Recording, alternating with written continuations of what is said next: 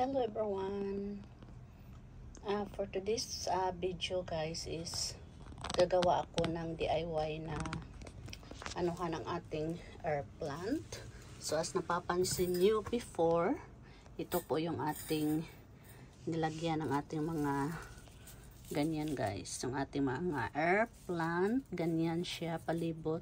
So kanina is inalis ko siya dyan sa ating this one globe tawag ko dyan.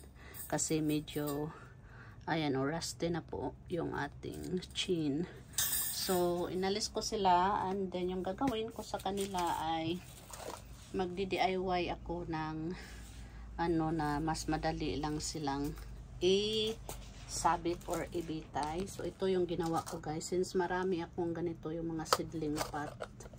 Ganyan po siya. So may nagawa na akong isa.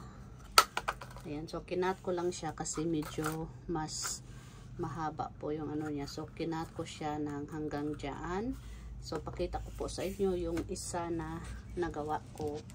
Ang pangit ng ating ano guys, kasi mayroon nandito po ako ngayon sa ating garden shade kasi medyo sunny pa doon sa labas ng ating greenhouse.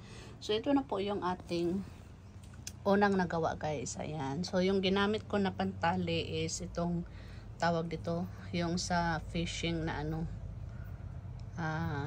yung tawag tangsi ata ito guys. So yan po yung, or nylon, yan yung ginawa ko, and then yan po yung pot na kinat ko, yung seedling pot, and then ganyan po yung kanyang looks. Yan, so matagal na ito sa akin yung air plant na ito, and pa-flowers na siya. Maraming beses na rin siyang nag-flowers, so kaya aalagaan natin siya. And kunti lang ito sila dati nung nabili ko, but ngayon nag-anak-anak na guys. Ayan dumadami na. Maganda yung mga flowers nila, so kaya ihiwalay ko. This one, tatlo sila guys, so ihiwalay ko yan para medyo marami tayong sabit na air plant. So ayan, and then gumawa na ako ng sabitan sa kanila doon sa ating greenhouse, and then mamaya ay ipapakita ko po sa inyo once na maano na sila, once na masabit na sila. So yan lang po, update ko po kayo later. Thank you.